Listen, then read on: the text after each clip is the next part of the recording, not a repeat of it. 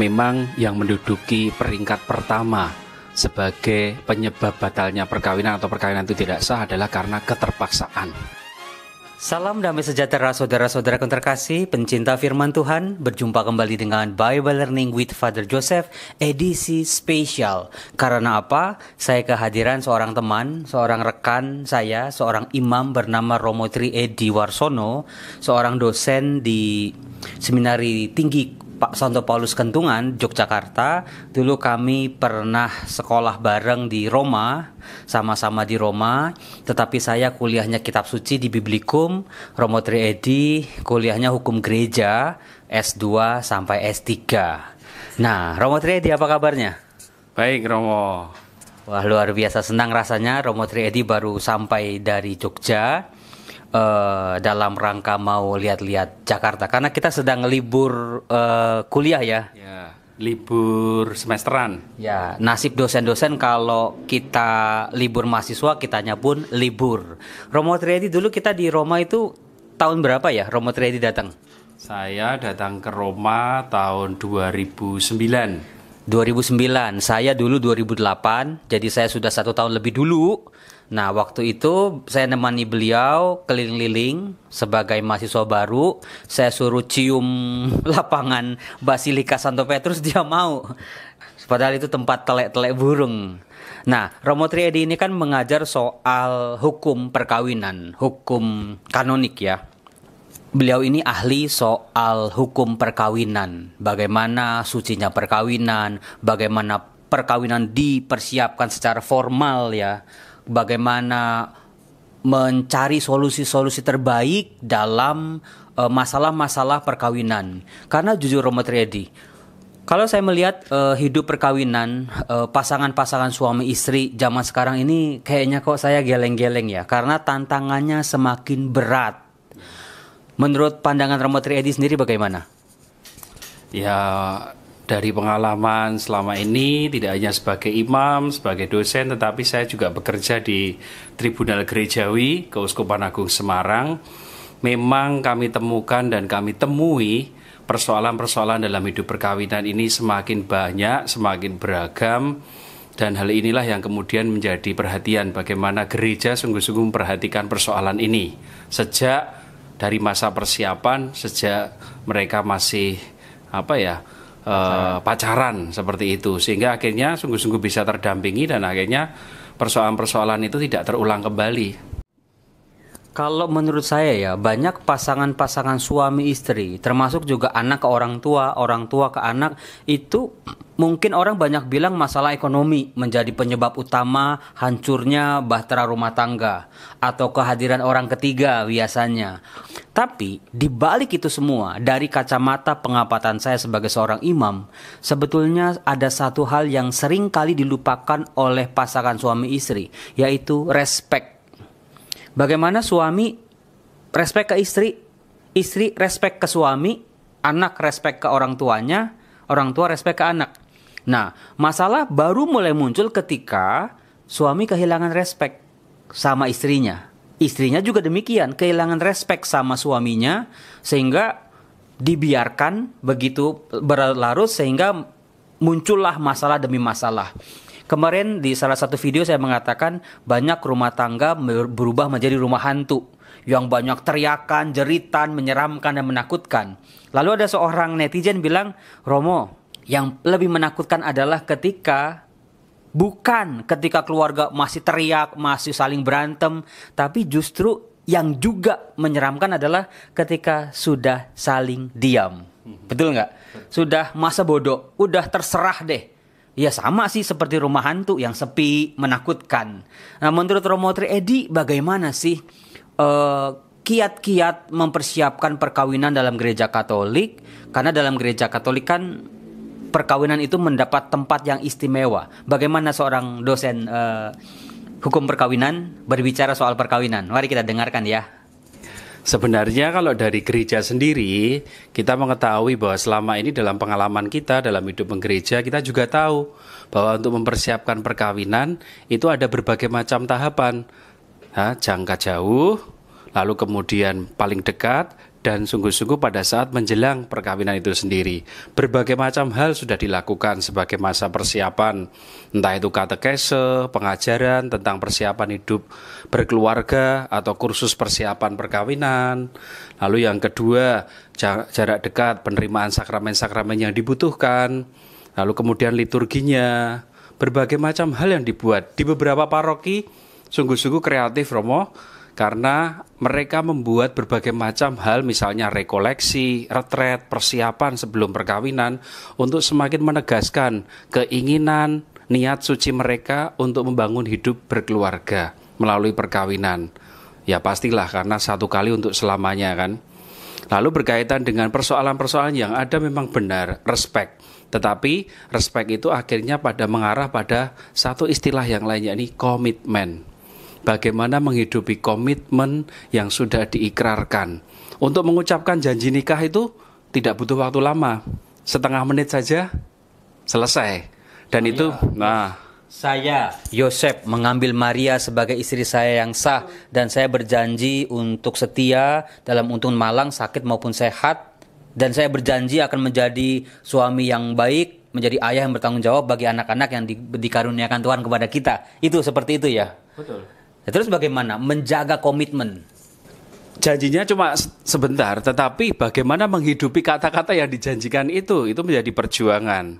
Maka saya kerap kali juga mengatakan, ini yang saya menikah dengan orang yang dicintai itu adalah sesuatu yang normal, sesuatu yang biasa.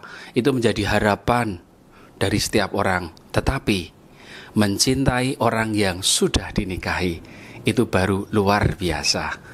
Karena apa? Karena membutuhkan pengorbanan, air mata.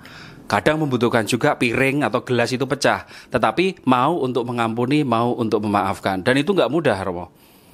Tapi Romo Tri, saya melihat banyak calon-calon pengantin ya dalam gereja Katolik, calon-calon yang mau menikah. Itu melihat persiapan demi persiapan yang begitu panjang, ribet. Itu sebagai beban. Formalitas belaka, jalaninya setengah hati, asal hadir, asal absen, asal dilihat oleh pastor parokinya, asal memenuhi syarat. Banyak pasangan-pasangan tidak melihat nilai untuk nilai apa yang sedang ditawarkan dalam persiapan-persiapan memasuki sebuah bahtera rumah tangga. Banyak orang bilang, Romo, di gereja Katolik itu nggak boleh cerai ya Romo. Kan adanya kan katanya pembatalan. Nah, coba Romo Triadi tolong dong jelasin apa bedanya perceraian dalam gereja Katolik tidak ada, tetapi yang ada pembatalan.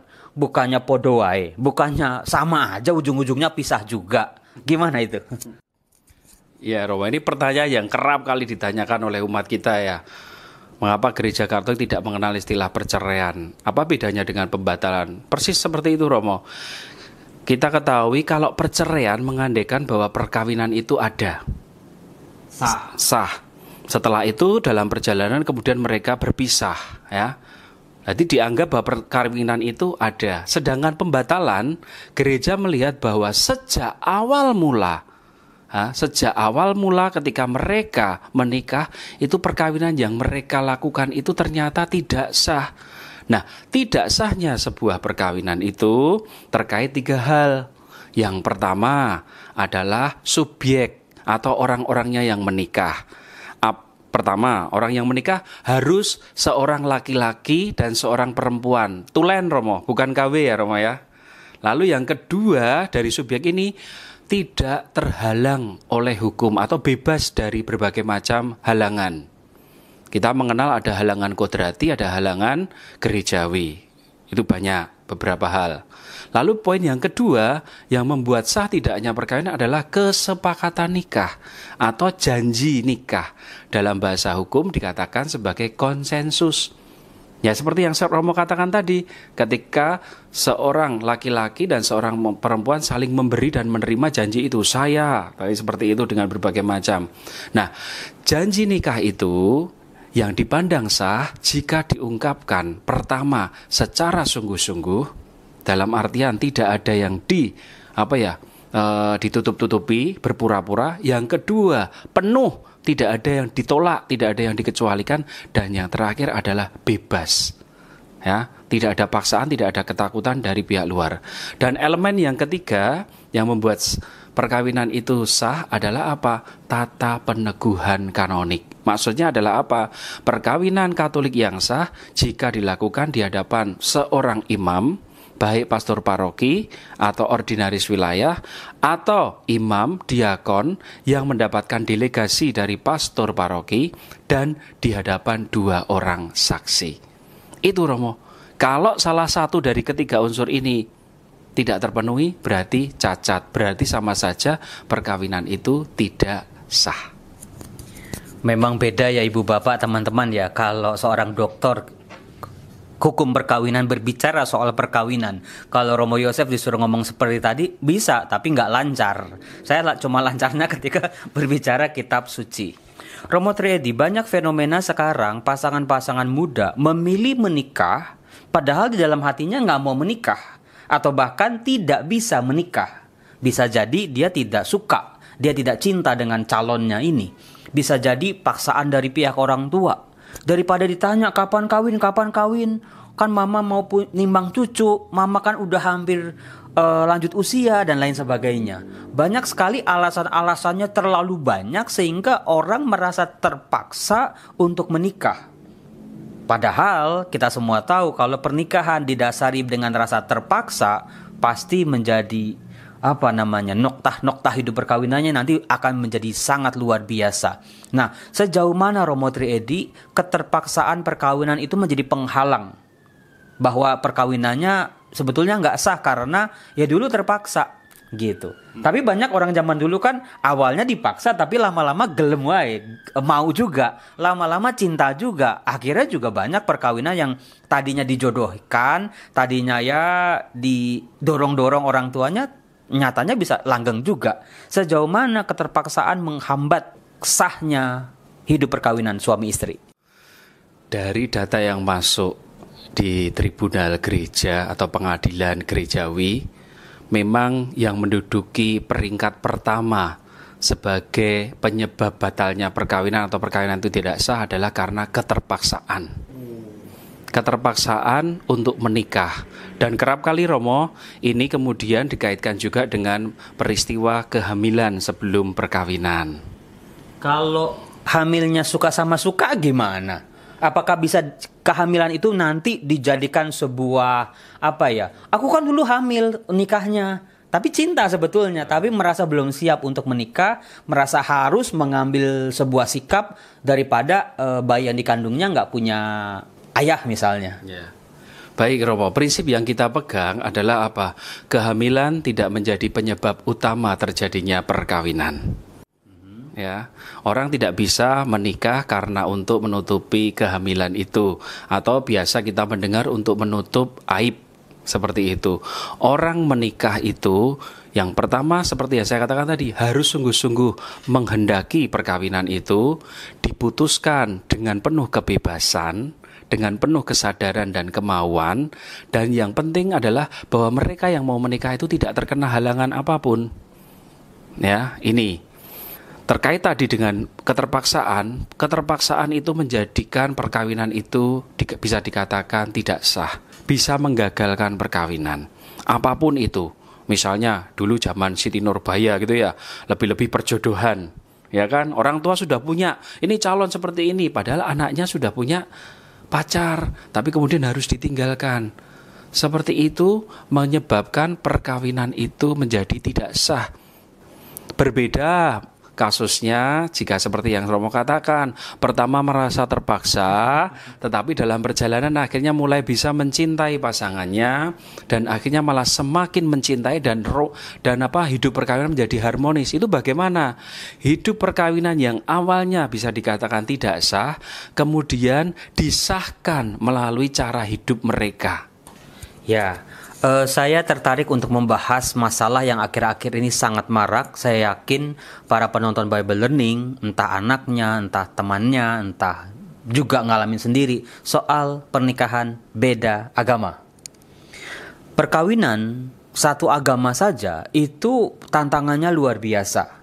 Apalagi ditambah dengan perkawinan beda agama, yang betul-betul ada masalah-masalah yang tidak bisa dipandang sebelah mata. Memang akan menjadi tantangan mau sekarang maupun di kemudian hari. Banyak orang mengatakan daripada nggak menikah lebih baik menikah beda agama. Tapi ada juga orang-orang yang mengatakan kalau kamu nikah beda agama dan memaksakan pasanganmu untuk pindah ke agamamu, mungkin dia akan ikut. Tapi bagaimana dengan keluarganya? Apakah kita yang memaksakan pasangan kita untuk pindah agama tega membuat pasangan kita dibenci, dimusuhi, bahkan diusir oleh keluarganya? Itu yang saya nonton di sebuah sinetron yang dibintangi oleh Nikita Willy. Itu menarik tuh. Kamu jangan egois, kamu jangan mikirin dirimu sendiri atas nama cinta. Tapi pikirin juga pasanganmu. Kalau kamu memaksa dia pindah agama, bagaimana dengan keluarganya? Bagaimana fenomena nikah beda agama yang Romo alami di lapangan? Bagaimana tantangannya, bagaimana kiatnya? Dari sudut pandang hukum gereja, kita mengetahui bahwa perkawinan beda agama itu menjadi halangan gereja nih. Membuat perkawinan tidak sah. Membuat perkawinan tidak sah. Ya, orang Katolik, ya idealnya atau prinsipnya orang Katolik ya menikahlah dengan sesama orang Katolik, atau paling tidak orang yang dibaptis, orang Kristen maksudnya gitu. Tapi kan Romo, yang namanya jodoh itu kan nggak lihat dia agamanya apa. Kadang-kadang kita suka tapi dia nggak seagama, yang seagama kita nggak suka, kompleks. Nah, bagaimana kalau yang di depan mata, yang cocok, yang sudah bisa memahami, bisa menerima kekurangan, yang kayaknya cinta banget, justru yang beda agama, Romo. Gimana itu? Ya, gereja Katolik dalam hal ini terbuka ya, Romo ya, bahwa perkawinan beda agama itu memang menjadi halangan perkawinan secara gerejawi. Tetapi halangan tersebut bisa mendapatkan dispensasi. Dispensasi artinya adalah kelonggaran terhadap halangan yang ada. Dimintakan kepada siapa? Dimintakan kepada ordinaris wilayah, dalam hal ini Bapak Uskup atau Romo Dekenat, atau di beberapa keuskupan lain kepada Romo Vikep. Tapi dispensasi atas halangan nikah beda agama ini dapat diberikan kalau syarat-syaratnya terpenuhi. Syarat-syaratnya apa saja? Yang pertama, pihak yang Katolik tetap setia untuk menghidupi iman Katoliknya. Ya, yang kedua, pihak yang Katolik dengan sekuat tenaga mendidik dan membaptis anak yang akan dilahirkan nanti secara Katolik. Lalu yang ketiga, pihak yang non-Katolik diberitahu tentang janji dari pihak Katolik ini. Dan yang keempat adalah keduanya diberi katekese, pengajaran tentang perkawinan Katolik. Jadi pihak yang non-Katolik juga tahu akan janji yang diucapkan oleh pihak yang Katolik ini, Romo. Dan disitulah, sekali lagi kalau tadi Romo mengatakan memaksa, janganlah. Masalah iman itu kan masalah pilihan pribadi masing-masing. Biarlah orang itu akhirnya melihat sendiri bagaimana cara kita menghayati iman kita, iman Kristiani kita, dan akhirnya biarlah dia tersentuh atau menilainya secara pribadi. Seperti itu, Romo. Romo, biasanya kan kalau di awal menikah ya, itu dengan segala cinta yang membumbung setinggi langit, dengan rayuan-rayuan, dengan janji-janji manis, orang mau-mau aja karena menikah. Tapi di kemudian hari ada begitu banyak justru pihak yang Katolik harus pindah agama, meninggalkan imannya demi mempertahankan rumah tangganya. Bisa jadi diancam, apalagi ketika udah ngomongin anak. Ketika waktu masih di awal pernikahan kan belum ada anak, mungkin pihak yang Katolik pun masih gampang lah, nanti yang penting saya berusaha. Tapi nanti ketika anak sudah lahir, anaknya cuma satu misalnya, diperebutkan hari Minggu ke gereja atau hari Jumat misalnya, itu kan gak gampang, Romo. Bagaimana? Ini pasti masalah ini banyak dialami oleh para penonton Bible Learning nih. Masalah udah ada, jangan ditambahin masalah lagi. Berantem sampai pisah rumah gara-gara anak itu harus dibaptis atau mengikuti agama pasangan yang lain gitu. Gimana tuh?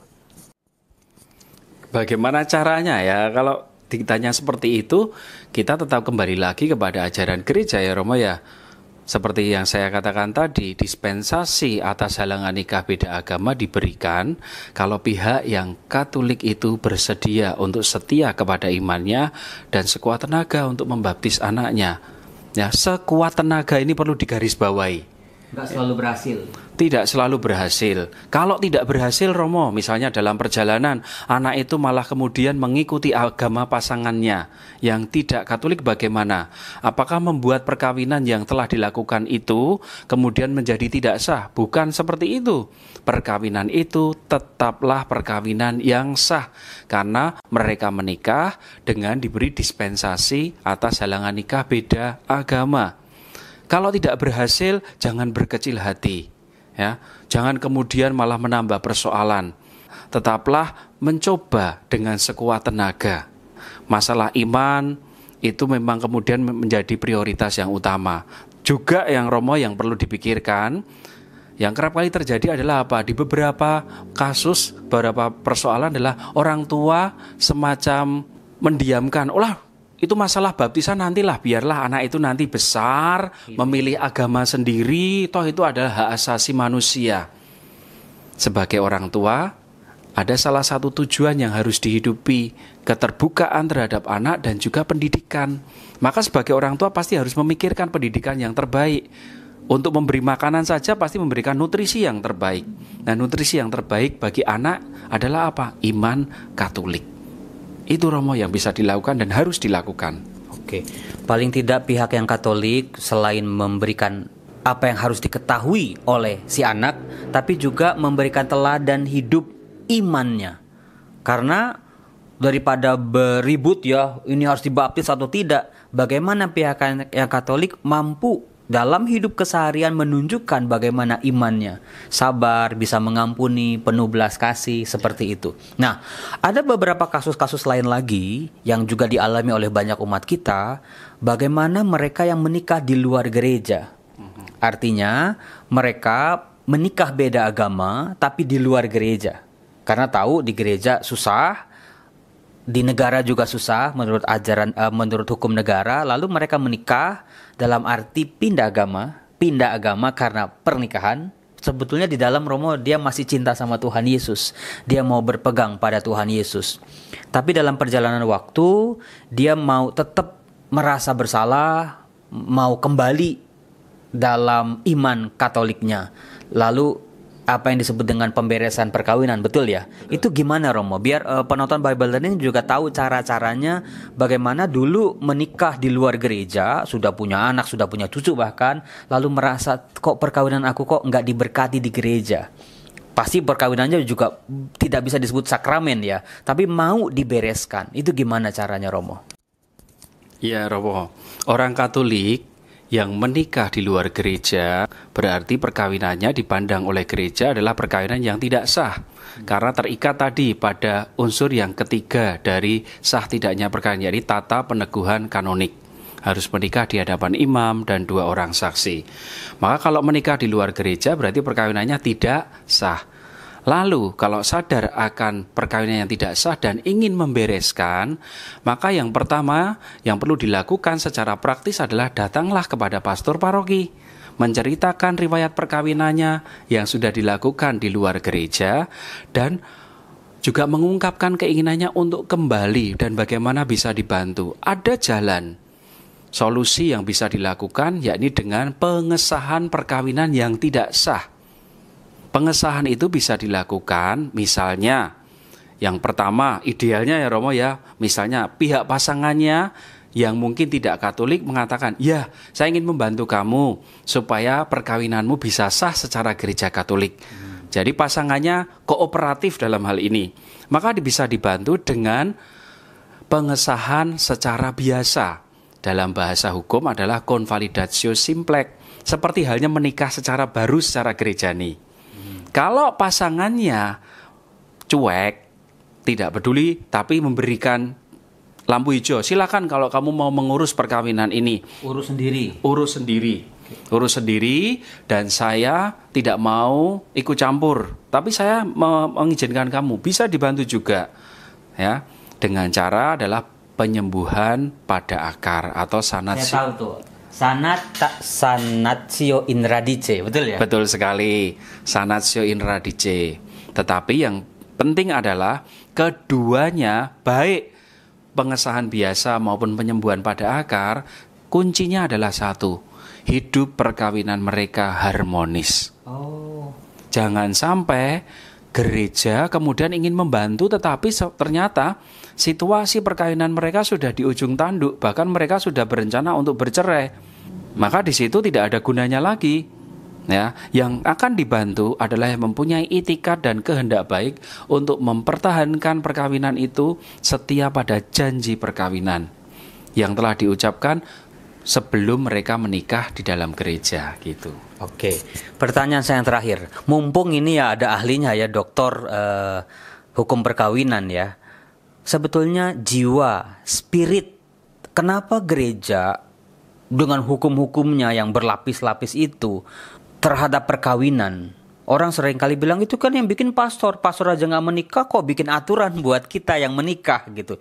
Sebetulnya spirit atau jiwa di balik usaha gereja, di balik hukum-hukum ya, sebetulnya apa sih Romo? Apakah betul untuk mempersulit umat? Apakah umat supaya jangan mudah bercerai atau apa Romo? Yang pertama dan utama adalah bagaimana gereja ingin mempertahankan keluhuran kesucian dari martabat perkawinan. Perkawinan bukan main-main. Perkawinan bukan main-main. Bukan coba-coba.